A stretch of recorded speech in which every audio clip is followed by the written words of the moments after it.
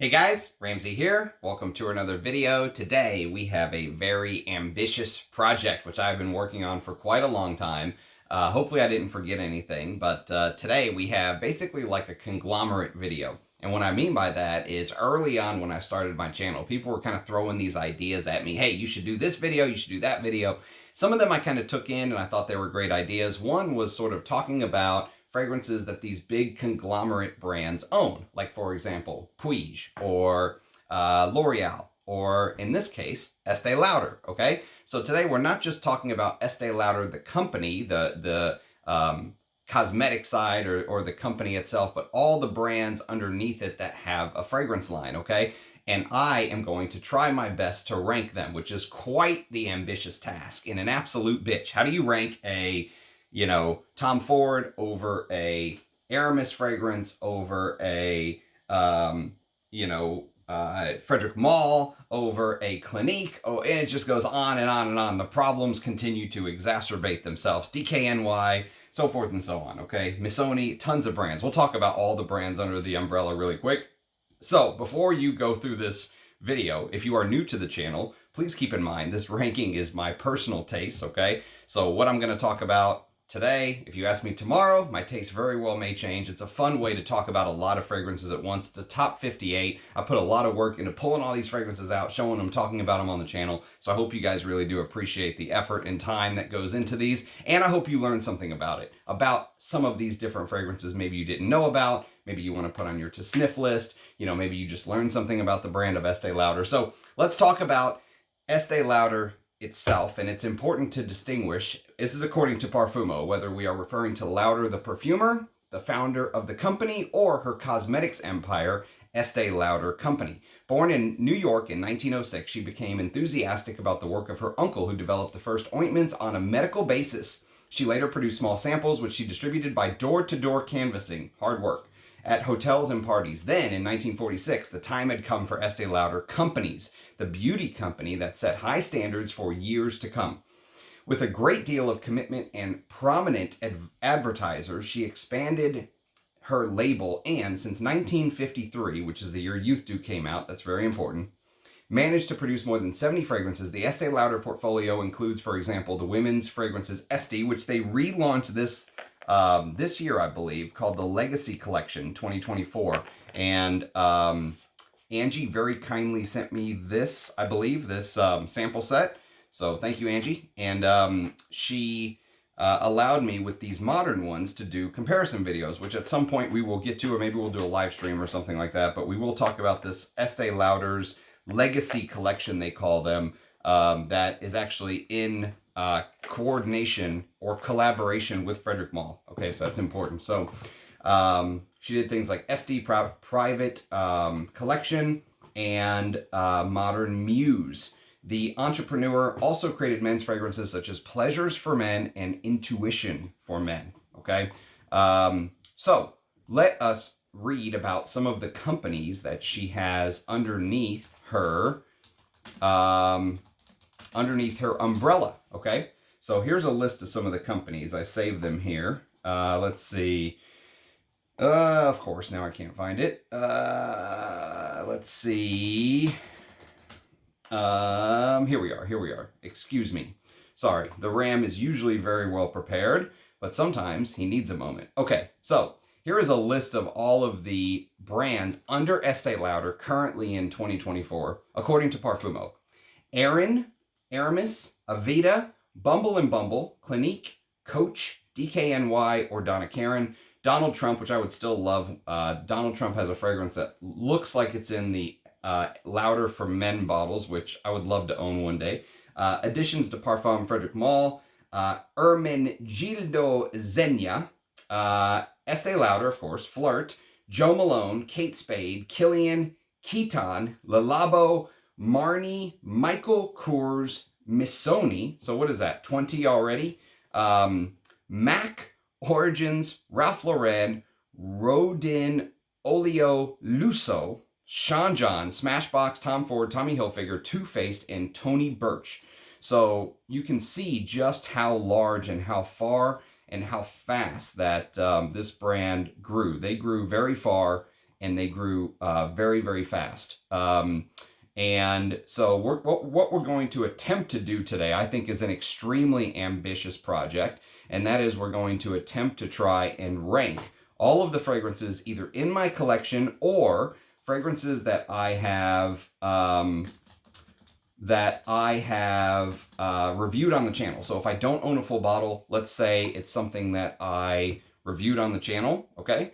And so you can at least find a review, or I plan on reviewing it very soon. So some of these are fat decants, which I've been sitting on for a long time and wearing, but I have not had a chance to review, or there's a review. So it's either coming very soon, there's a review, or there's a full bottle to show. Most of these are full bottles, okay? So it's a top 60. I think I might have said 58. It's a top 60, okay? So an ambitious project to say the least, but that's exactly what I was made for, to do these type of videos that no one else will do. So let's try and start with scent of the day, and then we'll really hop into it. So scent of the day is the first time I've had a chance to wear what I consider the best version of this fragrance, and maybe one of the best YSL designers marketed towards men outside of something like Koros or something like that. This is called Opium pour Homme. And you can actually see, if you look at the original Opium, which is right here. So the original for Opium for women came in a bottle that looked like this, which is absolutely badass. You know, you can kind of see the juice through the hole. This harkens back to that original bottle, but it's blue. They, whenever they did the reformulation, they took away, from my understanding, this was all clear. So the newer versions of the eau de parfum don't have this cover on them. The vintage ones have the cover. So that's an easy way to tell, okay? And so I've got a eau de toilette, and now I have an eau de parfum. So I plan on doing a comparison video, which I think will make a hell of a video, because there are major, major differences between these two fragrances. Major. And I really, really enjoyed wearing this today. It was a little bit rainy in Texas. It did get up to high 80s, 90 or so today. So it's probably not made for this weather, but you know what? I really loved it. I love how sweet, how they made a fragrance that smells sweet, but not in the modern sense that I hate the sweetness. It has a sweet oriental side. The spices are so much more amped up. The eau de toilette almost feels a little bit translucent. The eau de toilette's probably more made for this weather in May, okay? But I really, really enjoyed getting to know this. It was the first time I had a chance to actually wear it as my scent of the day. There's the notes according to it was a tester. And it's basically brand new. I think it may have been sprayed once or twice.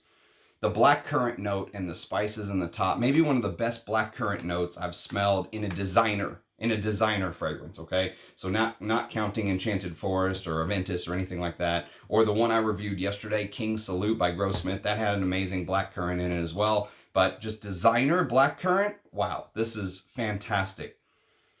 And to make a fragrance that has that sweetness but doesn't gross me out, this is the glory days of YSL, or, you know, coming to the end, because I think this came out in mid-90s, so coming to the end of the glory days, but still in the glory days of YSL. So that's YSL, Pour Homme, Eau de Parfum as my scent of the day. The Eau de Parfum is totally discontinued, unfortunately. I think you can still buy the Eau de Toilette, but I hear the new juice is even lighter than or thinner than the thin juice. I've got a vintage bottle, and I think the Eau de Toilette wears very thin, so keep that in mind. Okay. So let's get started on this bad boy. So this isn't a 12-hour video. So again, this is just my opinion, my 2 cents, so keep that in mind. But we're going to start with number 60, which number 60 is a fragrance from the house of Kilian's, and it is Angel Share. Now, if you know me, you know I'm not a big fan of the house. I actually absolutely despise Angel Share. It is one of my most hated fragrances. Why I have it, nobody knows. I think I bought it in like a bundle, and I just decided to throw it in because it was being hyped so much, and I was like, I gotta know what all this hype is about. And I got it, and I was like, whoa, it is just disgustingly sweet to me. I cannot take that praline, sugary sweetness thing. It does turn strangely nutty, like hazelnut sweetness with that cognac. You would think there would be like a redeeming facet to this, that it kind of gets better, but it just kind of drones on and on. I think there's a ton of amber woods in here, something just making it go on forever. There are some woody touches, and, you know, every now and then, especially in modern perfume like this, it's competently done for what it's trying to do. I just don't think it's made for people like us. I think this would smell best on a college girl or, you know, high school girl or something like that. I think this is really made for that crowd. Men probably should not be smelling like these type of pralines in my opinion, but yes, I'll review that one day and bash the shit out of it whenever I have time. But Angel Share comes in at number 60. Number 59 is another very sweet fragrance that I really struggle with that's also very popular. The first two are extremely popular, and they're two of my most hated fragrances. I don't hate this one as much as Angel Share, but it's a hard wear for me. It's Tom Ford Noir Extreme. And so I've got a fat enough decant. I think this is 9 or 10 mils. Yeah, this is a 10 mil decant, so way more than enough juice to wear it. I just struggle wearing this, even though I try to wear it in the cold when it's weather specific. I still really struggle. It's cardamom, mandarin orange, nutmeg, saffron, neroli. There's that weird kulfi note, which look it up. It's a strange kind of dessert with mastic, which is very kind of sticky, orange blossom, rose, jasmine, vanilla, amber, and sandalwood. And it's just a very sweet. We're starting out at the back end of the list, in case you haven't noticed, with two very sweet gourmands that I really, really struggle with, although they are both very popular in modern culture, if you will. Someone came up to me at work the other day and they were like, oh, I got this great new Tom Ford fragrance. You probably won't like it, but it's Tom Ford Noir Extreme. And I was like, you're exactly right. I do not like it. It's just, it's not for me. I think it's I think it's maybe for somebody newer to the fragrance game, somebody who hasn't, you know, their nose hasn't adjusted to the bitterness and dryness of vintage fragrances or artisanal fragrances, the oud, the real sandalwood and those type of smells. I struggle with those first two very sweet gourmands. Okay, so next on the list we have number 58. And number 58 is a Frédéric Malle. Shockingly, you may not think Frédéric Malle is going to be this low on the list, but this is Frédéric Malle's take on tuberose. And I actually really struggled with tuberose. For the longest time, it was a note I thought I just absolutely despised until I smelled just the tuberose absolute, itself. The absolute itself is beautiful. Although it's still not my favorite. That big narcotic white floral is really a good way to describe it. It's almost like it just hits you straight in the brain. And the way that Dominique Ropion did this fragrance, which is Carnal Flower, by the way, I still have yet to review it because I don't think I can honestly get up here and bash this fragrance because it's not a bad fragrance. It's actually a brilliant fragrance.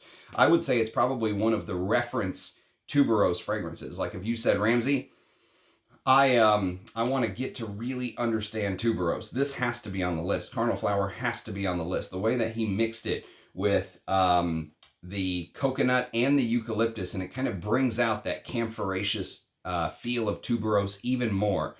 And I've learned that there's a totally different side of tuberose. So for example, if you've ever, go watch my review of Descendres by Les Abstraits, Eugene's brand. There is a brilliant tuberose note in there. And then later on, I learned that there is a very similar tuberose note that Antoine Lee used in a fragrance called Night Flower.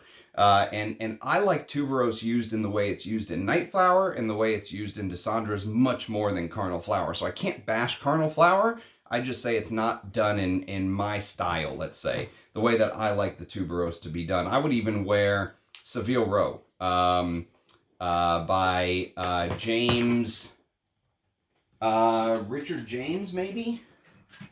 This one, Seville Row, Richard James, yes. I would even wear this. This is a very masculine tuberose over Carnal Flower. So, good fragrance, just not my favorite, but I'll try to review it one of these days at number 58. Number 57 is a fragrance that I don't think really got a fair shake because I've only had it for a week or two. Again, Angie very kindly sent me this. Thank you, Angie. This is called Cinnabar. Now, this is the 2015 version. I've never smelled the vintage, but when comparing it to what, you know, it was supposed to compete against, which is Opium, the one I just showed, for example, is a great comparison.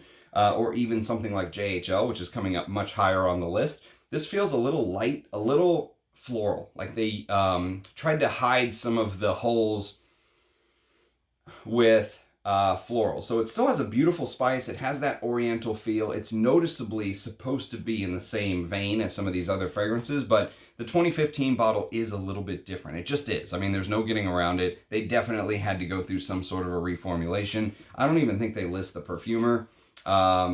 So I'm still on the hunt for a proper 1978 version, a vintage bottle of Cinnabar. That is still on my wish list, but I'm very happy to have this and get to test it and talk about it. And I do think it's a good fragrance. Like if you cannot find the 78 version, I think that you'll be happy with the 2015 version. I don't think it's a bad fragrance. It's just different from what those fragrances were meant to be, I think, in the late 70s when they came out. So number 57 is Cinnabar. Number 56 is a fragrance that a lot of people hated, which I actually didn't hate it. I didn't think it was something that blew me away, but I didn't hate it the way some people did. It was called Uncut Gem by Frédéric Malle, and I have a review on the channel. You can check it out. This is a very fresh, spicy, lots of sort of fresh, uplifting notes. You know, it's almost like a cologne-style fragrance, but with depth. You know, there's some labdanum and frankincense and leather, and ambrosanide, which I think is maybe the base note that put a lot of people off. It's this amber fragrance ingredient created by Symrise. Okay, so there's some ambrosanide and musk in the base. And the Angelica root feels like maybe like a cologne version of French Lover, okay? That Angelica earthiness. And I liked it. I think it would go great on a professional. Is it worth the $400 price tag or whatever Frédéric Malle was selling these for? No, but I didn't think it was a bad fragrance. It just didn't blow me away. I think for Frédéric Malle, his releases should be like celebrations. And if they were going to release that, I think they should have probably like priced it as a cologne and marketed it as a cologne and sold it for like half price. Kind of like Bortnikov does with his colognes, where they're much cheaper than the main line. I would have liked to see Frédéric Malle do something like that, but I understand, you know, it's all about the Benjamins, baby, and they're trying to make the moolah. That was created by Maurice Roussel. Rumor is that was supposed to be his fragrance for himself that he created, and everyone tried to buy it off of him, and Frédéric Malle was lucky enough to talk him into letting him buy it off of him, if that makes sense. So, all right, so Uncut Gem comes in at number 56. 55 is the first of 3 fragrances from the Perfume Calligraphy collection by Aramis. And these literally go in order for me. So in 2012, they originally came out with Perfume Calligraphy, which was marketed towards the Middle East, as you can tell with the Arabic writing. And so Perfume Calligraphy is cinnamon, lemon, myrrh, saffron blossom, rose absolute, oud, amber, musk, and patchouli. Trudy Loren is the perfumer. It's a very traditional oriental spicy fragrance geared towards the Middle Eastern markets. I really like this, but I think some of the flankers that they did are actually better. I think they almost improved on this as time went on. So every year, what they did is they released a flanker for a couple years. They're all discontinued now, and I believe it was Armando that sent me those, so thank you, Armando. But in 2013, they ended up releasing Perfume Calligraphy Rose, which, I'll tell you what, if you don't have like a proper rose fragrance, this is one you could definitely look out for. It's a beautiful rose. It's a big Middle Eastern style floral oriental. So the rose is heavy, Turkish rose absolute, with lots of resins kind of propping it up. You know what I mean? Excuse me, it doesn't smell like rose water at all. It smells like there's some heft to it, you know? And they use saffron, honeysuckle, and interestingly enough, they used a note that was very in vogue about a decade ago, which is oregano. When oregano was first used in Interlude Man, it almost, you know, set off a little bit of a firestorm, and you started to see houses start to use oregano more in the top after that. Roja Dove did it in one of his fragrances. Perfume Calligraphy Rose is one such example of a fragrance that I think kind of copied that trend a little bit. There's some styrax in the base, which can smell spicy, leathery, and almost waxy in nature. And I really like styrax and frankincense, labdanum. There's a little bit of French lavender in here. And they claim ambergris. I don't know if it's real or some ambroxan substitute. I have no clue. And musk in the base. But it's a very Middle Eastern style fragrance. With that rose amped up. It's a beautiful rose. And coming into the fragrance game, I think most men really struggle wearing rose, especially in the West. But in the Middle East, men wear a lot of rose, and it's a note that's really grown on me. I don't struggle with the heavy roses as much as I used to. So that is Perfume Calligraphy Rose at number 54. Number 53 is the final flanker of this series. Now they're all discontinued. This is Perfume Calligraphy Saffron. Now, Perfume Calligraphy Saffron is probably my favorite of the three. Well, I'm ranking it as my favorite of the three today because it has this almost vintage feel to it. The way that all the notes come together, it's still considered a spicy oriental. They've added this note of Tajits, I believe is how you pronounce it, or marigold. You may also see it as marigold. Marigold almost looks like the color of the label here. And it can give off this dry floral feel. Insects apparently do not like it. If you have marigold in your garden or something, mosquitoes and bugs and all that stuff will stay away naturally. There's still the saffron, Turkish rose, absolute, and lavender, but they've amped up the saffron here and turned down the rose is what they've done. And I really, really like a good saffron note. Saffron's a very expensive ingredient traditionally. Here it's done very, very well. It's got that chemical, sandy feel of saffron. They've kept the styrax. They've added vetiver. So they've removed things like the labdanum and frankincense, and they've added vetiver and tonka bean. And I just think it's a beautiful creation. I think it's the best of the three, but I have not reviewed these on the channel, so the review's still to come. So that's Perfume Calligraphy Saffron at number 53. Number 52 is the final Kilian, not a fragrance brand that Estee Lauder owns that I'm very fond of, I'll tell you that. And especially with the fact that they sell these lacquered boxes with a key for $500 or whatever the hell they sell these 50 mils for. Absolute larceny. I do like that, and then here I am with it. I do like that they started to sell the fragrance by itself for cheaper. So if you don't want to pay the crazy money for the box with the key that you can actually lock in case someone's going to come steal a spray of your fragrance, and it actually does lock, see? So I guess that's the box is kind of the coolest thing about this scent. But this is Straight to Heaven Extreme. So Straight to Heaven Extreme is my favorite Kilian that I own. It is discontinued. And so it is basically a patchouli and liqueur type scent. Okay. So it is, actually, you know what? I think I lied. Nope, I didn't lie. That is correct. I just did not actually put it up here. So let me pull up the notes for you guys. I rushed to try to get this out because I want to watch my Mavs clinch the Western Conference Finals tonight. So Straight to Heaven Extreme. I just want to tell you guys the notes real quick. It is the patchouli and the liqueur note is rum absolute. I couldn't remember exactly what type of liqueur. Rum absolute with patchouli, bourbon, vanilla absolute, cedarwood, amber, and nutmeg. Sidonie Lancesseur, I believe, is the perfumer. I probably just absolutely butchered her name. Sidonie Lancesseur. And so there was a Straight to Heaven that came out in 2007 that really kind of took off. And so, but the beef was that they didn't create a fragrance strong enough, right? So they released Straight to Heaven Extreme in 2017 and as like a 10-year anniversary limited edition type thing. And I still don't know if they really fixed the longevity issue. Is it a little better than the regular one? I'm sure. But there are some fragrances, for example, Tiziana Terenzi has one. I forget what it's called. Maybe it's Ursa. I'd have to go double check. But apparently they have one that just kind of blows the longevity out of the water of this that smells very similar. So yeah, that's one of the problems if you're going to spend this much money.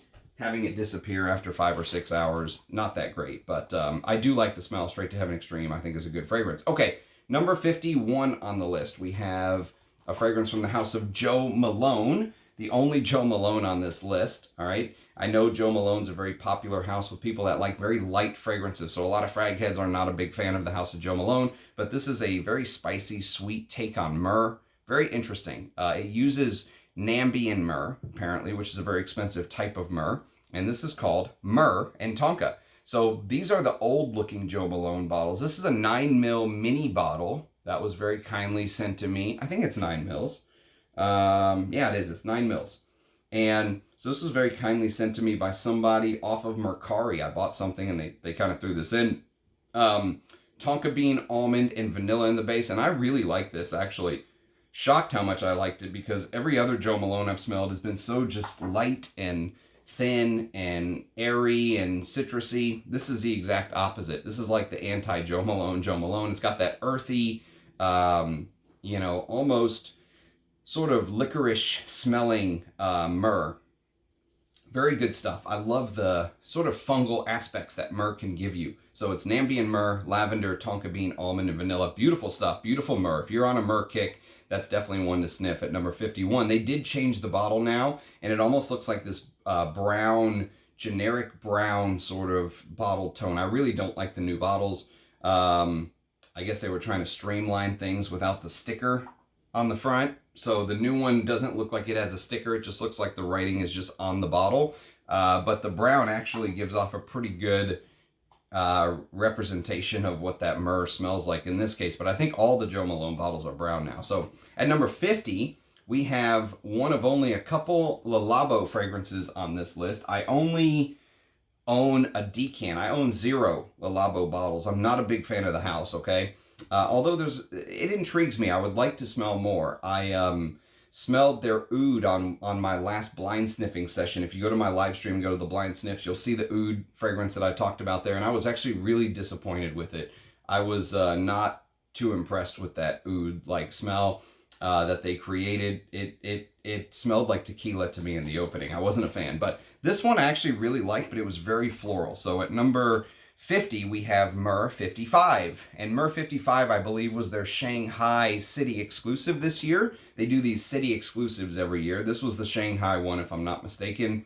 And it's jasmine, which is kind of the main note. I would almost say jasmine is the main note, with musk, myrrh, patchouli, ambergris, and oud. And Daphne Bugie is the perfumer. I really, really like the fragrance, but I almost think you have to be ready for a jasmine. You know, if you go in expecting this big, thick, resinous, heavy myrrh, you may be disappointed, but the jasmine in here is very interesting, especially for someone who doesn't like jasmine fragrances from time to time, or big white florals. This one shocked me a little bit. I really like this.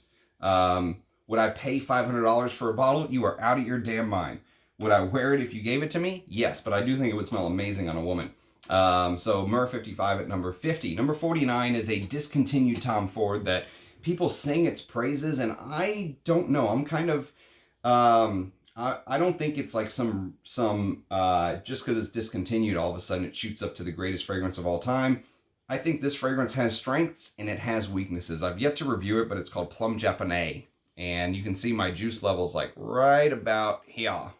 So it's like right here. And Plum Japonais is a fragrance that is known for its plum, but also this plum-like liqueur. So it gives off this warm, cinnamony. Think of the vintage Tom Fords that they came out with in the past that had this heavy, vanilla, cinnamon type feel, ambery. They've definitely used they've used the Tom Ford template, but they used plum liqueur and plum, Japanese camellia flower, oud, saffron, immortelle, a saguaro cypress note. Jan Vasnier made it. I do think it's a good fragrance. I just don't think it's this cult, unicorn, pay $1,000 a bottle for this. No. I mean, you will be disappointed if you do that, in my opinion. If you find it for a good deal, which I know is very hard to do nowadays, but if you find it for a good deal, it's worth grabbing. If you like these type of spicy, fruity, liqueur, warming, cinnamony, vanillic type fragrance, it is one of the better Tom Fords. If they release this today, I think it would be probably one of the better, newer Tom Fords they put out in the last 5 or 6 years. It's just, it's not up there with the big boy Tom Fords for me. So Plum Japonais comes in at number 49. Number 48 is another Tom Ford, which this probably should be higher if you're ranking it based on how influential it was in the fragrance community. This was a huge, huge deal when this came out. This moved mountains. This changed people. They changed the way that they viewed fragrances, and there were so many copycats of this. This is called Tobacco Vanille. So Tobacco Vanille comes in at number 48, and I'll tell you what, I have bought fragrances that are inspired by this, and I'm never as impressed as the original. I really, really like Tobacco Vanille. It's an example of a sweet fragrance I really like. I enjoy the sweet vanilla mixed with the tobacco. Tobacco is one of my favorite notes, though. I love all types of tobacco. the green aspects of tobacco, the dry sort of leafy aspects, the earthy aspects, the spicy aspects, and they mixed it with a beautiful blend of dried fruits and cacao, okay? It's very resinous when you wear it, so it's resinous. It has a little bit of a gourmand touch because of the vanilla, of course, and the dried fruits, but I just think this is like a perfect wear on, holidays or Thanksgivings or Christmases or stuff like that. Brilliant stuff. Tobacco Vanille, Tom Ford, an instant classic, a modern classic from 2007. Comes in at number 48. Number 47 is the final Le Labo on this list. And this is called Le Labo Santal 33. So Santal 33 gets a lot of hate. I bought this decant from the Perfumed Court, as you can see. And Santal 33 gets a lot of hype and a lot of hate, okay? And I am on both sides of the aisle. I hate this fragrance for many different reasons. It's almost like the hipster downtown, guy with the ponytail. This is like the epitome of that guy wearing this, okay? Clubbing, going out every night, looking for a different girl every night. That's kind of the vibe I get from this. This gives me this fuckboy-like vibe, okay? But on the other hand, even though the sandalwood in here is that extremely harsh Australian sandalwood, it's not the smooth kind of classical vintage Mysore sandalwood that you'll smell in some of the vintage fragrances I discuss, or the Russian Atom creations or anything like that for Riz Ladore. This will rip your nostrils out, okay? It has a roughness to it. But on the other hand, there's a part of me that kind of likes that. I like the harsh, synthetic, just give zero fucks nature of how, the papery, kind of incensey papyrus, almost like you're burning a scroll, mixes with that harsh sandalwood. And there's a touch of iris in here, but it doesn't make it, educated at all. It doesn't add a, this has not gone to elocution school, okay? This is still rough and tumble, and I kind of like that about it. So on one hand, I hate it. On the other hand, I think it's a very interesting creation by Frank Vocal of Firmenich. So that is Santal 33. I will get to reviewing that one of these days at 47. 46 is an Aramis fragrance called New West. New West is an example of a good, what I would consider to be a good aquatic. Okay, yesterday I wore as my scent of the day Aralfa by Creed for Memorial Day. I would consider that to be a good aquatic. I would consider this to be a good aquatic from 88 because it uses other things. There's mint, mugwort, caraway, bay leaf, pine, coriander, geranium, juniper, jasmine, watermelon. It does have that melon combination that Pierre Bourdon almost, I would say, perfected. But it also has oak moss and patchouli and leather and amber and sandalwood and cedar and musk. You get the picture. So much more going on than just aquatic, okay? So it's a very interesting take on a fresh fragrance with those marine notes in the top. Vez Tanguy, I guess is the perfumer, at number 46. 45 is a fragrance from the house of Clinique. It's the only Clinique on this list. And again, Estee Lauder, of course, owns Clinique. It's called Aromatics Elixir. Now, this is a modern bottle, but I really like this stuff. And I bet you if I wore it more, it would continue to climb up the ranks. But this came out in 1971. The great Bernard Chant created this. Chamomile, clary sage, geranium, vervain, bergamot, coriander, rosewood, carnation, jasmine, orris root, orange blossom, rose, tuberose, ylang ylang, oak moss, patchouli, frankincense, musk, sandalwood, and vetiver. Marketed towards women. Do not let that stop you guys from trying this. Aromatics Elixir is an instant classic. They basically, I would call it like a spicy floral chypre, if you will. And Bernard Chant is the king of chypres. They say that believed to have specific effects on mind and spirit, this blend performs the role of perfume, but goes far beyond. Okay, so, and Bernard Chant loved releasing a fragrance for women and releasing a fragrance for men a couple years later, or reversed, and them having both very similar qualities, very, very similar type smell. So we're going to get to one much higher on the list that I think is very close to Aromatics Elixir, but I prefer it a little bit because of the harsher aspects of it. Maybe because it's just vintage and it's sat in the bottle for 30 years, I have no clue. But we will get to a fragrance that is very, very close to Aromatics Elixir as far as I am concerned. Okay, So that is Aromatics Elixir number 45. Number 44 is actually another old school scent, but this one's from the 90s, and this is, excuse me, discontinued.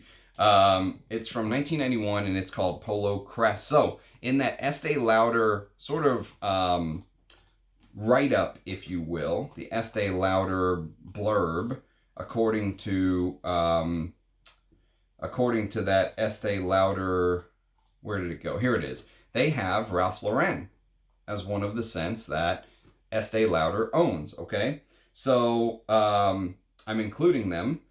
The person marketing them, I don't know if you flip. So obviously, one thing that I have to mention is that many of these fragrances I'm talking about probably before Estee Lauder purchased them. So if I flip this over, it says Cosmere. Okay, it won't say Estee Lauder. This is a vintage scent, but according to Parfumo, parent company is Estee Lauder of Ralph Lauren. Okay, so I'm including them in the list. All right, even though I know that this was not distributed by Estee Lauder because this is way before Estee Lauder owned Ralph Lauren. Okay, or the rights for the perfume distribution, let's say. Okay, so I know that can be confusing, but hopefully that cleared it up. But this is Polo Crest. So Polo Crest came out in 1991, and it was kind of a attempt by Ralph Lauren and Polo to modernize Polo Green, which is very close to the top of the list, one of my favorite masculine fragrances of all time. And so what they did is, in this case, they kind of kept the Polo Green DNA. They removed the tobacco, if that makes sense. So you get the tarragon, the basil, the caraway, the pine, the leather, all that stuff, the oak moss in the base. It's a spicy chypre, but it doesn't have the tobacco. And I just think the original is better. That's why it's where it's at number 44. Number 43 is probably one of the greatest modern floral fragrances I've ever smelled. It really reminds me of my favorite old school florals like Arpège by Lanvin. I mean, it's got this vintage floral feel to it, but it's a modern creation by a master perfumer, Dominique Ropion. This is called Une Fleur de Cassis. Now, would I buy a bottle of this? No, because I have other floral fragrances that I could wear in its place. I think this is a beautiful sort of, I would describe it as like a slightly animalic floral, but with these aldehydic-like touches in the top. The aldehydes remind you of the way they used to use aldehydes back in the day. It'll give you a little hint of Chanel No. 5. It'll give you a little hint of Arpège by Lanvin, but then it kind of goes in its own direction. It uses this very interesting cassia, rare cassis flower, hence Une Fleur de Cassis. Okay, so rare cassis flower and Mimosa Absolute form the beating heart of this intoxicating perfume, rounded with jasmine absolute, sandalwood, vanilla, and musk. So, I mean, if you're in the market for a beautiful, I mean, absolutely drop dead, gorgeous floral fragrance, Une Fleur de Cassis is just stunning. It's just, I don't think I would spend my own money on a bottle. Bottles, I don't need a bottle. But would I like one to have the collection, to complete a collection? Sure, but it's usually not my favorite thing to wear big floral fragrances, but I can really appreciate that one. It's beautifully done. So number 42 is going to be a Tom Ford, and it is Ombre Leather. Now this is an original 2018 bottle when it first came out, but I like this again, but my beef is that there's another Tom Ford which kind of does the same thing better for me. So if you know what that is, you know.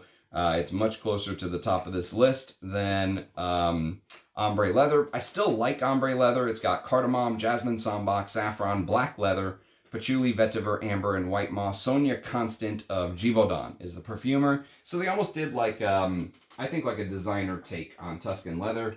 Very well done, but I prefer Tuscan leather. So, okay. Next on the list comes in at number 41, and it is the very famous Oud Wood by Tom Ford, which really kind of put Oud on the map.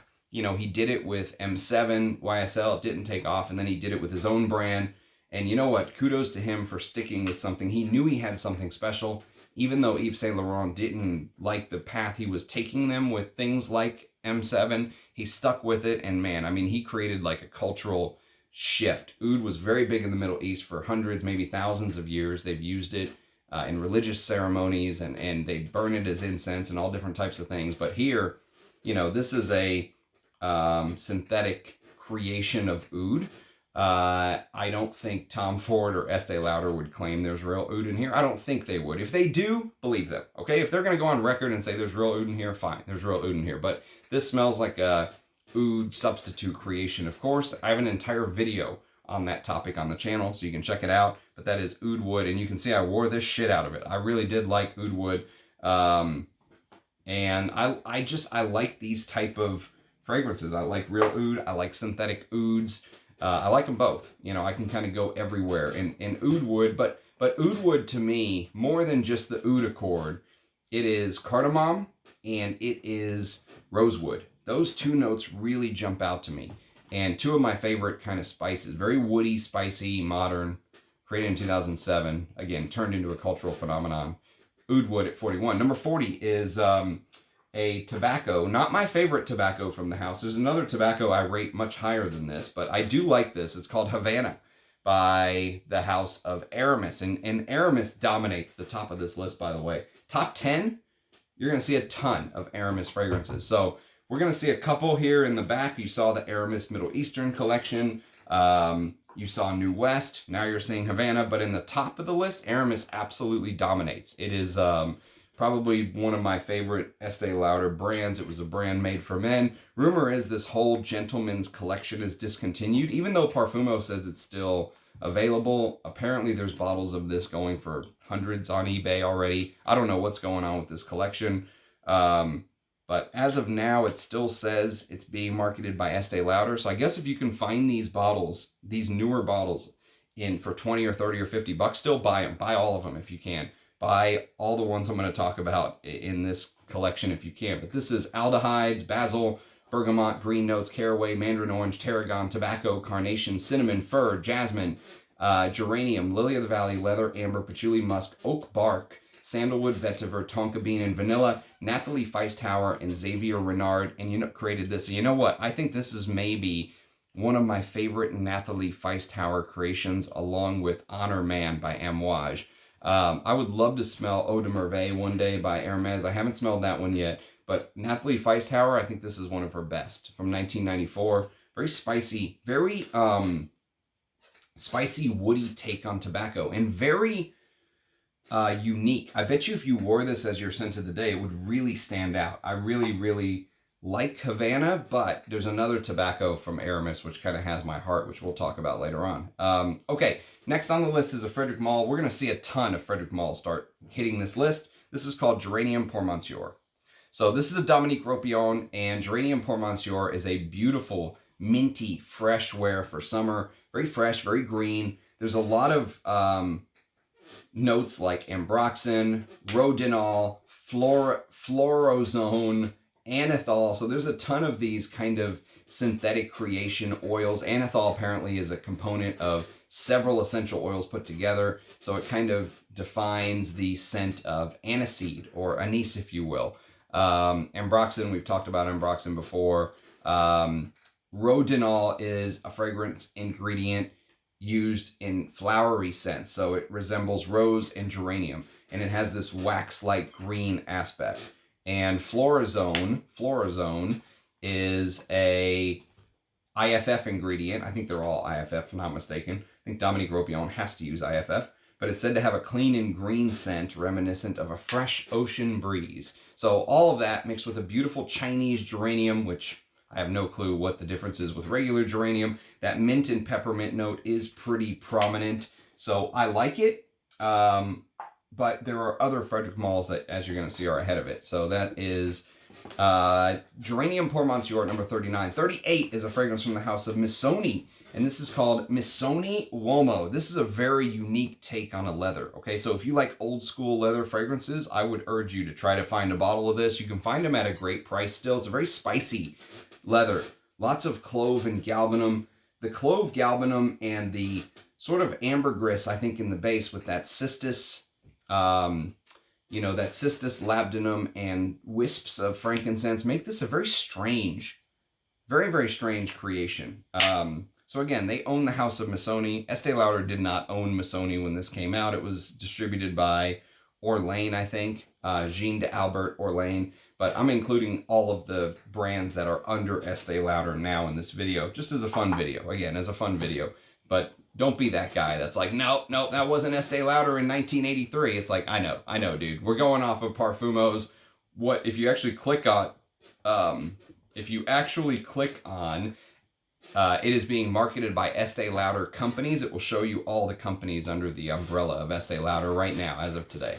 So that's Missoni Uomo at number 38. Number 37 is a Frédéric Malle. It is Noir Pieces. And I've got an entire comparison video on the channel between the pre-Estee Lauder buyout of Frédéric Malle, which this is a pre-Estee Lauder bottle. You can tell by kind of the verbiage and the address and the way it's written, versus the newer Estee Lauders, which look like this. You can see EDP France. This is a newer one. This is an older one. The one that looks like this, Frédéric Malle, Additions de Parfum Frédéric Malle 21, Rue Dumont, and you can see EDP Holdings. That's the newer one. So that's after Estee Lauder purchased them. This is before. So there's an entire comparison video on the channel of Noir Piece. This definitely changed to my nose, vintage versus new. But I really like Noir Piece. I really think this is Michelle Rudnitska's masterpiece. It is a spicy, woody Oriental. It's like imagine smelling an Oriental with no vanilla. Like, imagine how strange that smells. So it's an Oriental fragrance, but it doesn't have the vanilla like linchpin that makes it have that heavy sweetness. It's like a lighter Oriental, but beautiful note of clove. One of the best clove, nutmeg, cinnamon, pepper. The geranium in here is absolutely stunning. I love the spicy aspects of the geranium in Noir Piece. So yes, and a great fragrance to wear. I think if you want to wear it in like if you want to wear an Oriental, but you don't want to do what I did today and just wear like a big heavy Oriental, you want to wear maybe a Oriental that's a little lighter and thinner. Noir Pieces is fantastic at number 37. 36 there's going to be a rash of Frédéric Malle's coming, so get ready. We've got Jean-Claude Ellena's L'Eau d'Hiver for Frédéric Malle. And L'Eau d'Hiver is a very special fragrance because it is Jean-Claude Ellena's sort of analysis and redesignation or redesign of Après L'Onde by Guerlain, which is one of the most famous vintage fragrances of all time from 1906, I believe. And so Jean-Claude Ellena wanted to sort of adopt the interplay of that anisic aldehyde, almond, vanilla smelling heliotropin, and orris, which he transferred to present age by adding transparency and airiness, according to Parfumo. So this is heliotrope, iris, bergamot, hawthorn, and hedione. So yes, this is a brilliant fragrance. Very happy to have it. L'Eau d'Hiver, very powdery and floral, but beautiful, especially if you're a fan of Après L'Onde. You should definitely get your schnoz on L'Eau d'Hiver. Okay, next on the list we have number 35, and it is Synthetic Jungle by the house of Frédéric Malle, which is now known as Synthetic Nature. They had to change the name due to some copyright thing, but Synthetic Jungle is a modern, oh man, I love how bitter and green that fragrance is. I would love a bottle of this one day.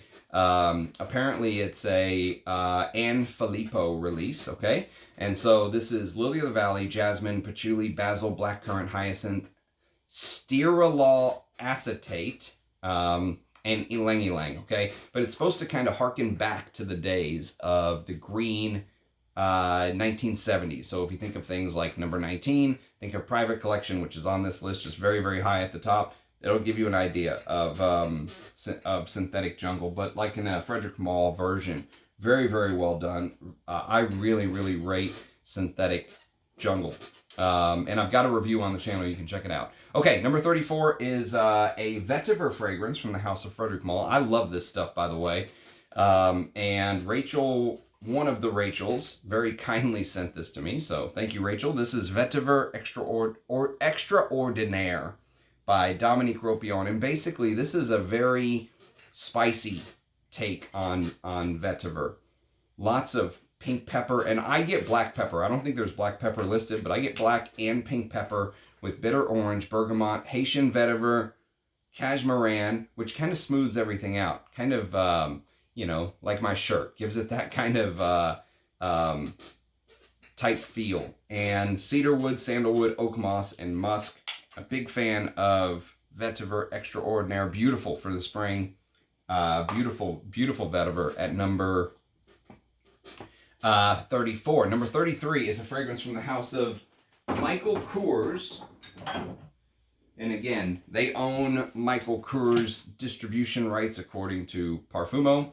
And this is called Michael for Men. So Michael for Men is an amazing tobacco. Oh, it is like, it's one of the, I think it's one of the best designer tobaccos. It's tobaccos and dried fruits.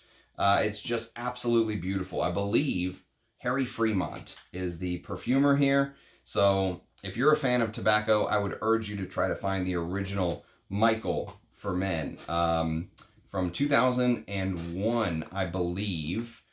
Let's see, Michael Kors, Michael for Men, 2001. Yes, 2001.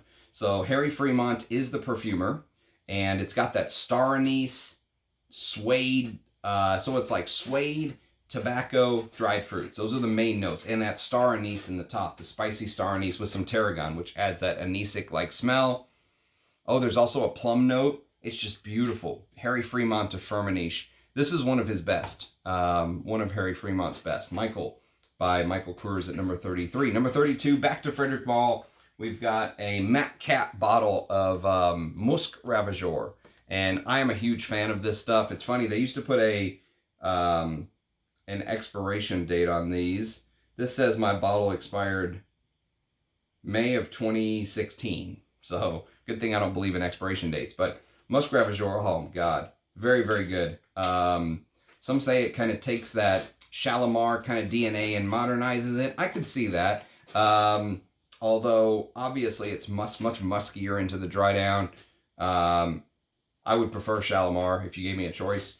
But this is a beautiful, the lavender is what puts some people off. The lavender and the vintage is definitely more animalic than the current stuff. Not so much more animalic that you're going to go crazy if you smell the vintage versus the new stuff, but the vintage is definitely more animalic than the current stuff. The current stuff is more vanillic in my opinion, and I have a decant of both, so I could do a comparison video one day for you guys. But Musc Ravageur at number 32. Number 31 is from the house of Donna Karan DKNY, the only Donna Karan DKNY on this list. This is called DKNY Men from 1994. One of the coolest bottles you'll ever see. I believe it was supposed to be like a shifter or a gas tank. I forgot. Something with the car. So DKNY is a suede tobacco. Again, talking about tobacco, we just talked about two of my favorite designer suede and tobacco fragrances right here on this list. So DKNY Men, suede tobacco, spices, with a little bit of this osmanthus-like feel. It gives it this nectarine, suede-like example. And I'm sure there's some citruses in the top, bergamot and all these other things that aren't listed, but amazing, amazing designer from back in the day from 1994. Okay, number 30 is staying with Frédéric Malle. Ton of Frédéric Malle's coming up. This is Rose and Queer. So Rose and Queer is one of Jean-Claude Alena's, I would say, most underrated creations. I really love the crisp, floral green aspect. You could use the word crisp with Synthetic Jungle as well, but the crispness here comes from the geranium, not the green notes as much, although geranium can come across as green sometimes. Here, it comes across as rosy. So Jean-Claude Alena created a fragrance called Rose and Queer. The joke is there's no rose and there's no queer.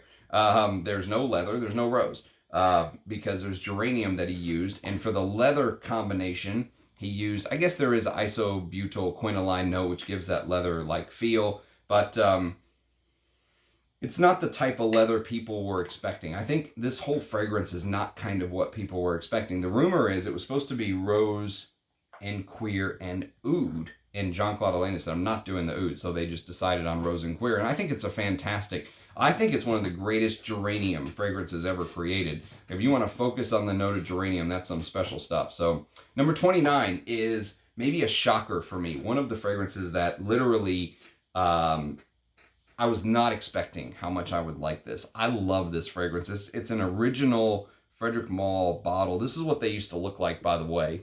The original releases from the early 2000s. So this one's called Lipstick Rose by Ralph Schwieger. And the rumor is Ralph Schwieger has a hell of a sense of humor, and he loves making fragrances that are just kind of fun. And I love this stuff. This is like literally kissing the most beautiful, alluring, attractive woman that you've ever seen, with beautiful, perfect red lipstick, right? The violet, there's almost this orris iris feel with violet and rose. There's a little bit of raspberry, like it's a little fruity, with some vanilla and white musk. And it's just maybe the perfect, it's like the perfect sort of makeup, like lip, like cosmetic smell.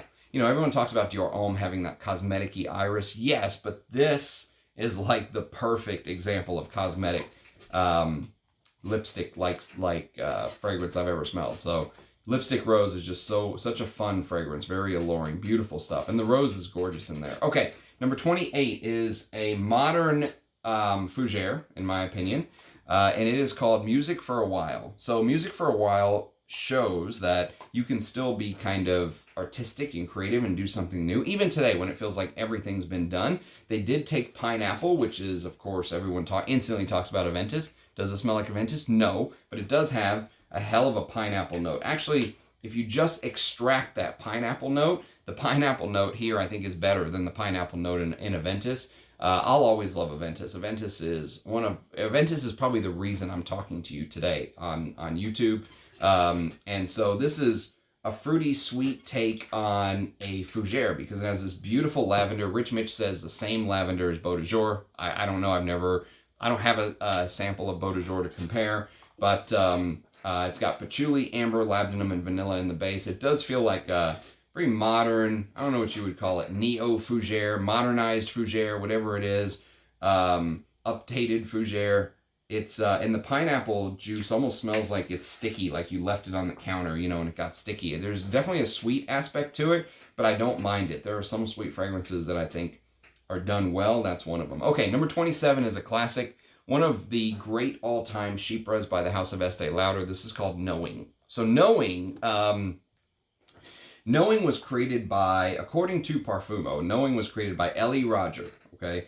Fragrantica says something else, but rumor is Ellie Roger is the perfumer. And this is a floral chypre of all-time proportions. It is, oh baby, it is so good. If you're a fan of floral chypres, this is definitely one you should not pass up. The depthness, the rich, and you talk about tuberose. I know I put Carnal flower towards the end of this video, but the tuberose in here this is how tuberose should be done, in my opinion. I like it way better than the way it's used in Carnal flower. There's a note of pittosporum with rose plum. The plum in here, of course, harkens back to the very famous Dior Poison, which looks like it's in that poison apple plum looking bottle. And jasmine, orange blossom, patchouli, oak moss, vetiver, sandalwood, and amber. Slightly animalic, but not so much. You know, it's not so animalic that it takes away from the aspects of the from the floral side of it. Okay, it is slightly woody. The vetiver and sandalwood comes off as slightly woody, but beautiful, beautiful creation by Estee Lauder at number 27. 26 is an all-time great. In fact, Michel Rudnitska, who's Edmund Rudnitska's son, gave an interview saying he thinks this is his father's greatest creation. Hell of a statement. This is called Parfum de la Therese. Sorry, Parfum de Therese, which was created, rumor is this was created in the 1960s as a bespoke fragrance for Edmund Rudnitska's wife, okay? When he passed away, there are two stories. One is that his wife went to Frédéric Malle and said, I think this fragrance should be enjoyed by the masses, okay? The other rumor is that Frédéric Malle begged Edmund Rudnitska's widow to give over the formula so he could use it in his upcoming, you know, perfume house release, okay? He considered himself to be a publisher of perfume, right? A publisher of perfume is how he described himself early on when he was really trying to get off the ground. And putting the perfumer's name on the bottle was a big deal in 2000. No one did that. No one gave the perfumer credit like Frédéric Malle did. That was a huge thing for him. And Le Parfum de Thérèse is one of his first fragrances in the first collection. So this came out in 2000 right alongside Noir Peace. And it's melon, cucumber, jasmine, plum, rose, vetiver, blonde leather, and patchouli. And if you've smelled some of his early work, like, for example, if you've ever smelled Diorella, in my opinion, I think there are some similarities between Diorella and Le Parfum de Thérèse.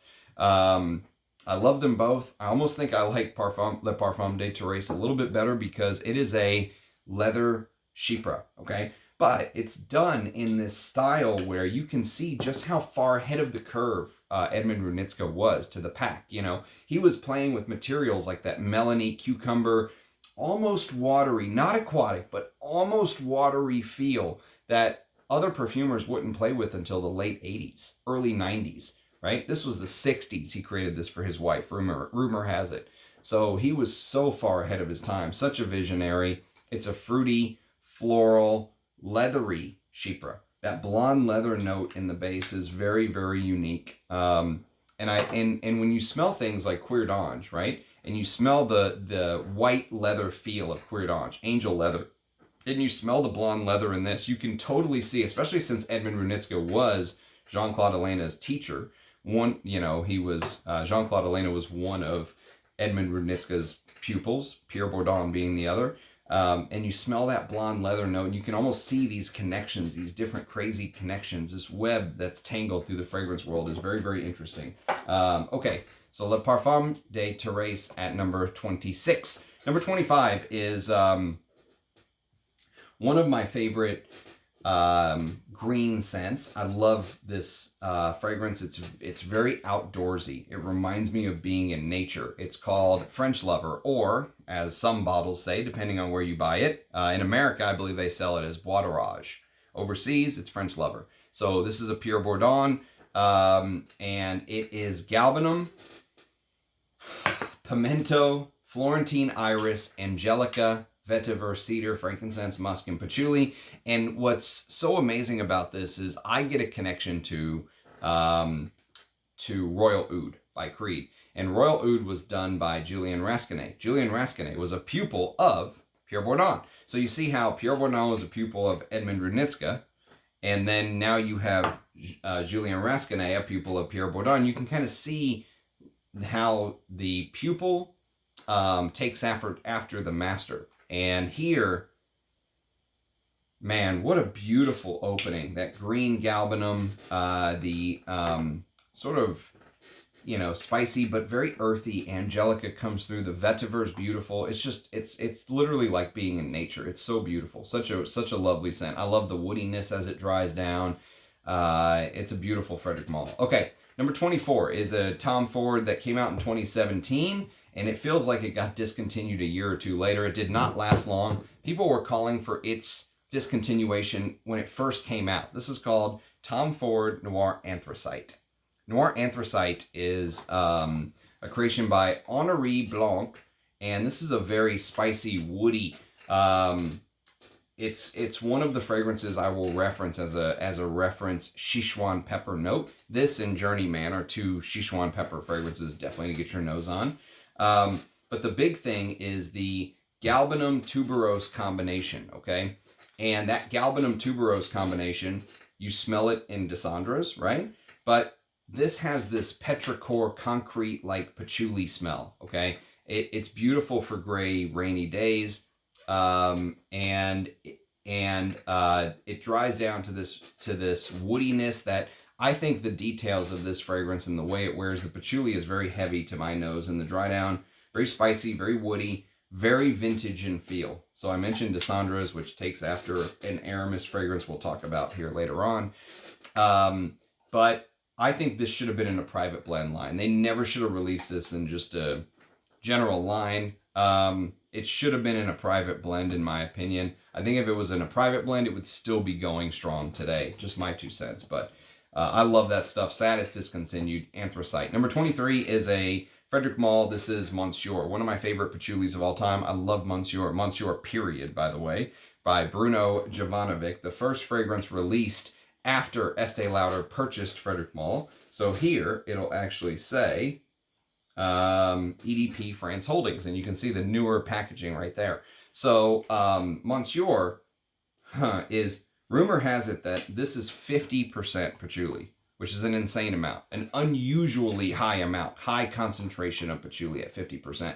It's also frankincense. It has this mandarin orange note, which can sometimes give off this boozy feel, but there's more than just the mandarin orange making it boozy, because it's rum absolute added to it as well. Rum absolute makes something very vintage patchouli feel slightly modern, right? So it's got 1 foot in the vintage, 1 foot in the modern, and it has this beautiful suede.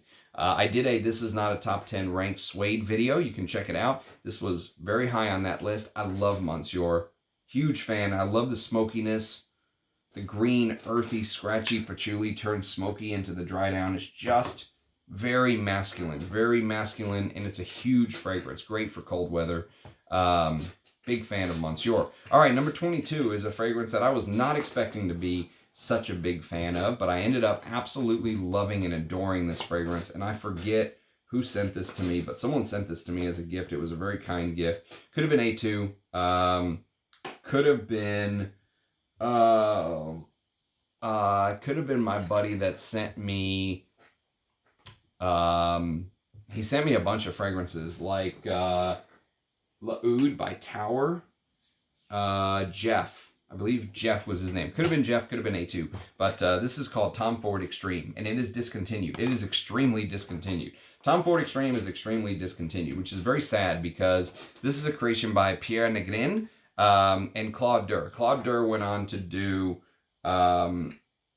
more fragrances that felt a little bit more designer as time went on, and Pierre Negrin went on to do fragrances that were much more niche. He did a lot of these amouages that I'm very fond of. But this is a fragrance that I feel like he was almost spreading his wings a little bit, testing the waters. Oh my God. So this is like everything. There's so many twists and turns. Yes, it's spicy. It opens up with lemon, chamomile, cardamom, spices, basil, but instantly you're hit with cistus labdanum. Heavy. There's heaviness beginning to come through early on. And it mixes with fruits. There's plums and figs and saffron, which gives it that slight Middle Eastern twist with the frankincense. He's practicing for his amouage days to come. And you get violet, which is slightly powdery, but I think the star of the show is the patchouli, the leather, the heavier notes, the patchouli, the leather, and he mixed in this beautiful truffle. Truffle is a note that Tom Ford played with in Black Orchid. It took off. I prefer this to Black Orchid, hands down. I've got a sample. I'll review Black Orchid one day, but this is such a beautiful scent, and it's modernized with rum and a little bit of sweetness and vanilla and caramel, but not too much, and some vetiver.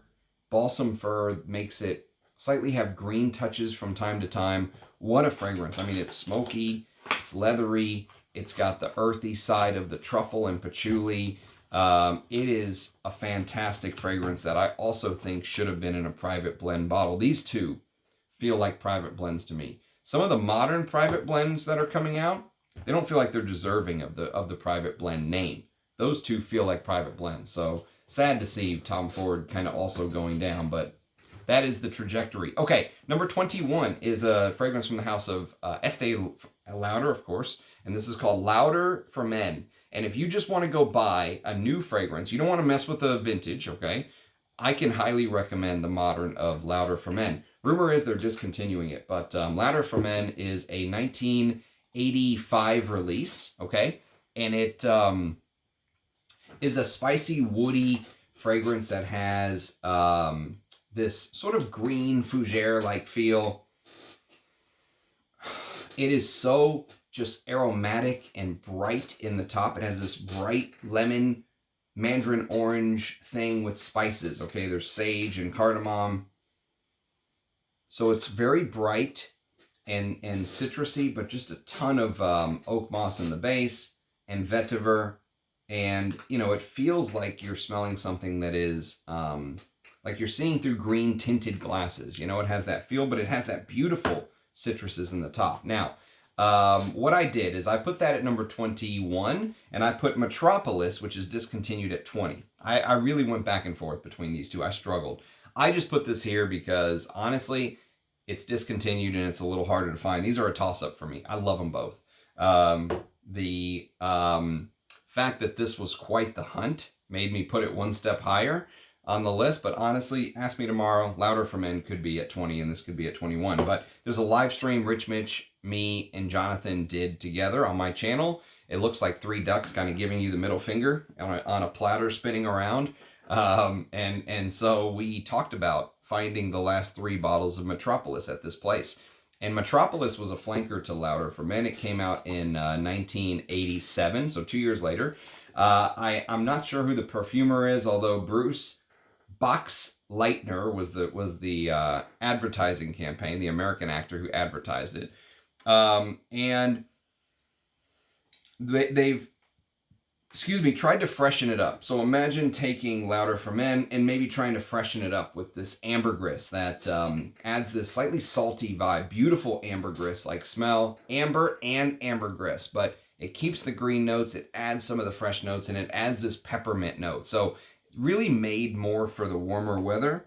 But honestly, I like wearing Lauder for Men in the warm weather. Both of these are warm weather fragrances for me, although some would say Lauder for Men's a cooler weather fragrance. I like wearing them both in the warm weather. But that is Metropolis at number 20. Number 19 is probably the fragrance that really put Estee Lauder on the map, and you could argue this should be much higher than 19, but again, these are just my favorite fragrances to wear, ranked. So this is Youth Dew. So Youth Dew came out in 1953, and it was really when Estee Lauder started to take off. This became like a sensation, and it is so unbelievably beautiful. Josephine Catapano is the perfumer. This bottle, because there's so much air in it, feels like there's this cola vibe in the opening with the aldehydes and the peaches and the florals and the cinnamons and the spice, the clove and spices and all that stuff. The spicy carnation, orchid, amber, but it's all about the benzoin, tolu balsam, peru balsam, vanillas, patchouli, frankincense, vetiver.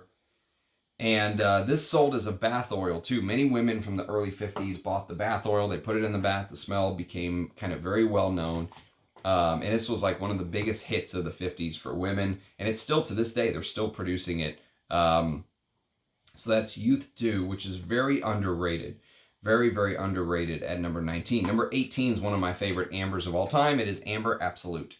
So Amber Absolute is a thick, heavy amber, all right? It's an amber that feels like you're smelling a ton of labdanum, ton of amber. It just has this thick resinous qualities, like you've gotten your finger stuck in a Chinese finger trap and you can't open it. You know, the labdanum has stuck them together. It's very, very thick. There are some woody notes. There's some smoky notes with the frankincense, spicy, woody. Christophe Laudamiel is the perfumer. And this is discontinued. Sad, because he claimed this was like $2 and something cents to create it. He posted it on his Instagram, I believe, the cost to create this fragrance. And now it's selling for $400, $500 if you're lucky enough to find it. So apparently the campaign images were shot by photographer Guido Mocafico. Sorry if I'm butchering that, but that is according to Parfumo. At number 18, we have Tom Ford Amber Absolute. Number 17 is a decant of a fragrance I've worn a lot of. And you can see this is a 10 mil, and that's all the juice that I have left. Very sad. I would love a bottle of this one day, but I won't pull the trigger, and not at the prices they're going for. This is called Dawn by Frédéric Malle, and this is created by Carlos Benaim. Carlos Benaim has had a hell of a run in the fragrance game, from Polo Green, from the 1978 Polo Green, which is very close to the top of this list, all the way to something like Dawn in 2018. I mean, think about the changes in music for a while. He's gone through such a career. And this is pink pepper, Turkish rose, frankincense, Turkish rose absolute, oud, labdanum, oak moss, and vetiver. And of course, these very high-end desert gem malls claim they use real oud, and that's why they're so expensive. This is more frankincense to me. It's more burn smoke. It's more like you're actually burning the oud, like you're actually using the oud as incense, okay? That's Dawn to me. And at number 16, we have one spot higher. We've got the Night, which is another one that I would love to have a bottle, but I just won't pay the prices. I've got a little bit more. I need to wear this. I really need to make myself wear it and review it for you guys. But the Night is a Dominique Ropion, and it feels like they kind of took bits and pieces of Portrait of a Lady, which I did not include in this list, so I did forget one, because I do think I have a decant somewhere. I just don't know where. So Portrait of a Lady will be kind of an asterisk afterwards, because I do have it here somewhere. I just couldn't find it. But the Night kind of takes that Portrait of a Lady DNA and adds that oud note, okay? Some people say it's an extremely animalic oud note. Once I started to smell more and more real ouds, it doesn't smell as animalic to me. I think Frédéric Malle has like a pricing problem with the Night, because why would you pay $2,000 for 100 mils of this when you can spend $350 on a Bornikov, or $250 on a Riz Doré, or something. There's an Riz Doré right now. On his website, you can get for $250 brand new. Now I think that's more the grapefruit and the skunk oil and stuff like that than the oud, if I recall, Forbidden Flower well off the top of my head from one or two smells. But yeah, I mean, you can get artisanal fragrances using real expensive oud for much less than this. If I was going to spend $1,000 or $2,000, I would much rather give it to Ensar than Frédéric Malle. That's a problem that he has with this. But is it a well-made fragrance by Dominique Ropion? Yes. Is it worth the price? Absolutely not. No. So number 15. Now we're going to jump to a full bottle I have, and I love this one. This is called The Moon by Julien Rascanet, and this is I had a 10 ml decant, basically ran through the whole damn thing. And so the Moon, my God, that sort of smokiness.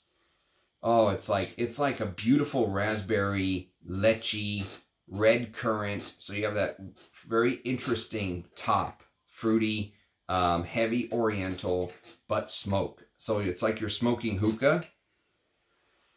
But imagine the hookah is like, as you blow out the smoke, it smells like frankincense from your lungs. So you get Turkish rose. Like, imagine a hookah with rose water as the water source inside of the hookah. And the sort of tobacco is that fruity smelling. Like, imagine like a berry tobacco, like a raspberry tobacco that you're smoking in the hookah, with a big saffron note and an oud that turns leathery as it dries down, okay?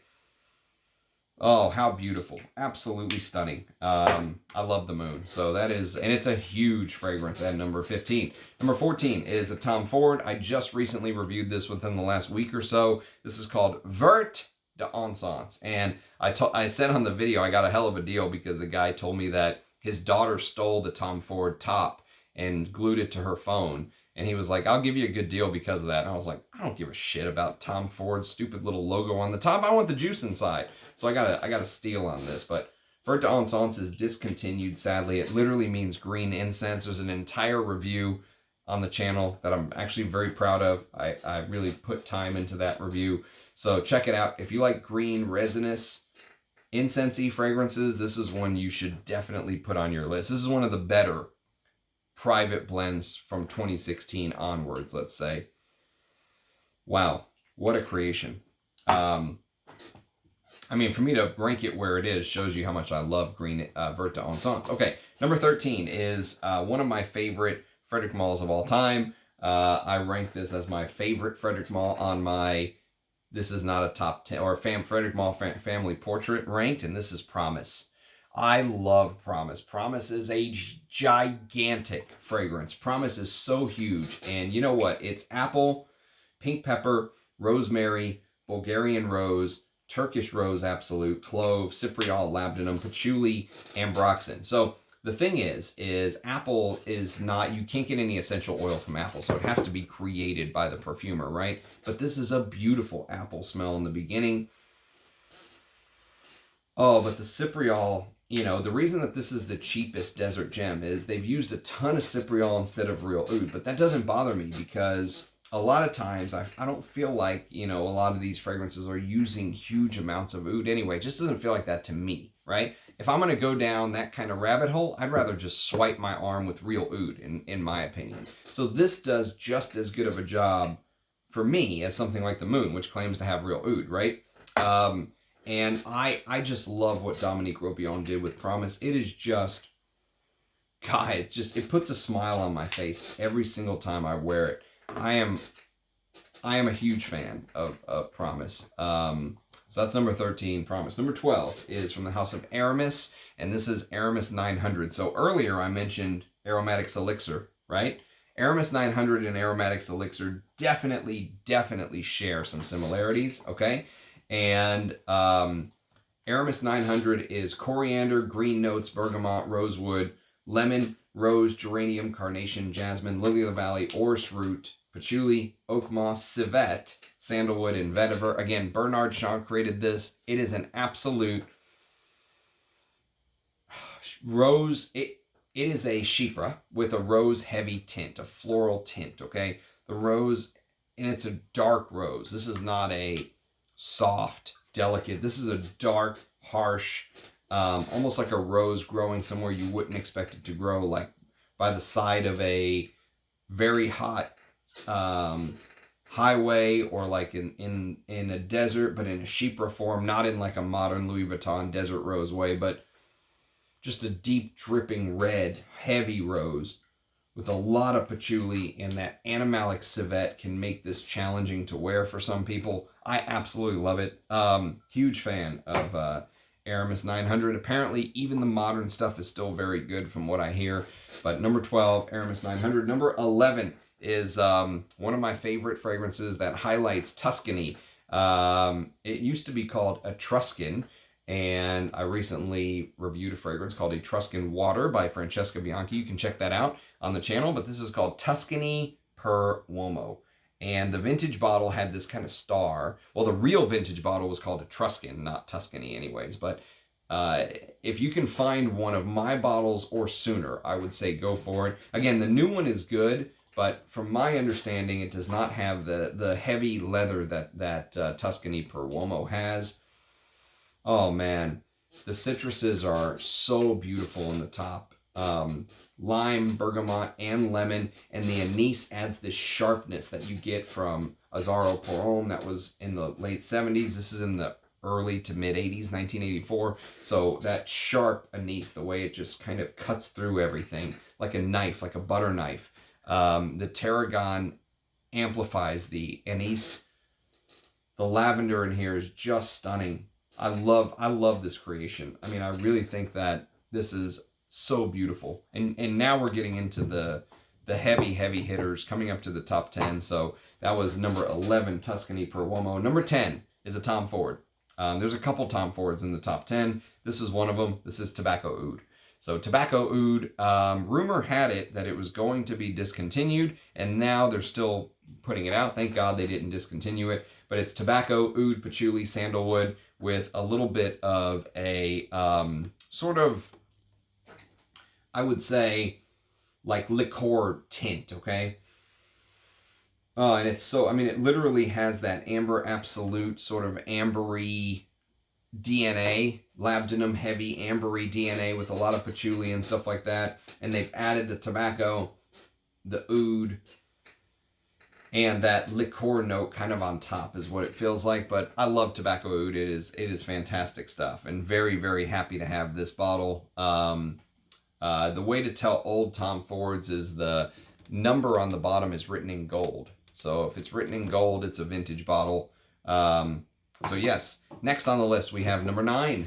Number 9 is from the house of Aramis, and it is JHL, Joseph Henry Lauder. He loved wearing things like Cinnabar and Opium, rumor had it, but he wanted to have his own because men didn't wear women's fragrances back in the day. So they literally, Bernard Chant and Josephine Catapano got together and created JHL for him. JHL is so unbelievably beautiful. It uses those heavy resins. Oh, baby.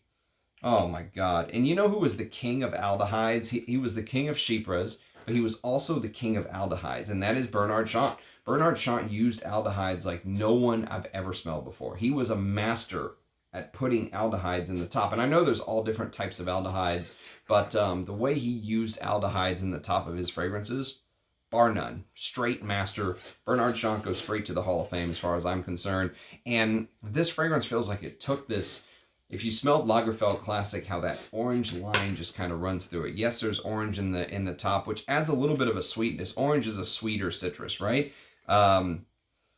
But it just seems to run down the center of the fragrance, you know, like it's like you put a piece of orange tape right down the center of the perfume, and you get the clove and the cinnamon, the pimento, the patchouli, all that stuff, labdanum, the heavy vanilla, but that orange line contrasts with this fir balsam, the green. So it's like a green line and an orange line that run through the fragrance, and you just get these details, you know, the florals, the rose. Oh, it's just absolutely stunning. Absolutely stunning, JHL. Number 9. Number 8, and really because of what this fragrance did for me in the fragrance journey, one of my favorite leather fragrances of all time. I just absolutely adore wearing it. It is Tuscan leather. So Tuscan leather is, and you can see I've got about that much left, maybe 75% left. Tuscan leather is, my God, man. I mean, what a revelation this fragrance was when it came out. It's created by Harry Fremont and Jacques Cavalier. Raspberry, saffron, thyme, frankincense, jasmine, leather, black suede, amber, and woods. And it has that bad boy leather jacket in a bar, playing pool, you know, cigarette burns on the couch. It has hair slicked back. It definitely has that feel, right? Tuscan leather is just an all-time great classic, instant classic for me. Okay, number 7, we go on to what I would consider my tobacco fragrance from the Aramis collection. I know I mentioned Havana earlier, but this is the one I would pick if I could only keep one. I absolutely adore this stuff. I think it's one of the best tobaccos in my collection. It is called Aramis Tobacco Reserve. So rumor is this is discontinued. Although Parfumo says it is being marketed by Estee Lauder Company, so I have no clue. But this is tobacco leaf, so you do get a little bit of the green leaf, but you also get that fine tobacco as well. It kind of feels like you get both.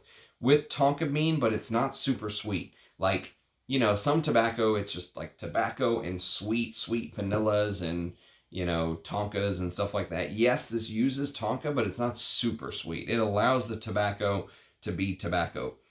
With nutmeg, clary sage, blackcurrant, a little bit of fruitiness, iris, which is like the master stroke to me, and oak moss. And the iris just makes it feel posh and expensive. This feels like a very expensive fragrance. You would not expect this for the generic Aramis bottle and sticker and all that stuff, but what a fragrance. And Fragrantica says it was released by Jean-Louis Suizac or something. I think it says that. Parfumo doesn't list a perfumer. But if it is Jean-Louis Suizac, one of the all-time greats to create something like this in 2018, shocking. Okay, next on the list we have number 6. And number 6, actually, I feel like I should try to find, I probably won't be able to though, because I don't know where the hell I put it. It could be anywhere. Can I find it on the fly? Nope. Nope, not looking promising. Let me check one more. Aha! It was meant to be. Okay. So. Okay, so number 6, we have Monogram by Ralph Lauren. And, this is a decant very kindly sent to me by one of my perfume god people. He also sent me some amazing cigars, which I really enjoyed. But Monogram, I always thought Polo Green was like the number 1, hands down, Polo scent. No competitors, okay? Monogram competes with Polo Green. I'm telling you, it's that good. 1985 release. Go watch my my review of Monogram. It is fantastic stuff. Fantastic. I was blown away. It is definitely on the never-ending to buy list. Spices, leathers, woods, citruses, oak moss, lovely stuff. Number 5 is maybe one of the greatest green fragrances of all time. Up there with number 19 in my opinion, my 2 cents. If you're asking my opinion, this is Estee Lauder's Private Collection. So Private Collection is one of the most absolutely glorious, stupendous, fantastic, superb, you name whatever you want to call it, okay? If you're offended by one, pick something else.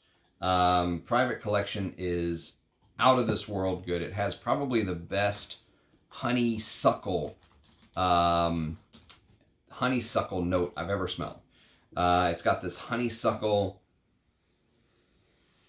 it's like, it's literally like you're smelling a flower. It's like your nose is in the flower, right? But you're also smelling like the leaves on the flower and the stems, and maybe another flower over here broke, and you get like this sort of hairy stem, milky.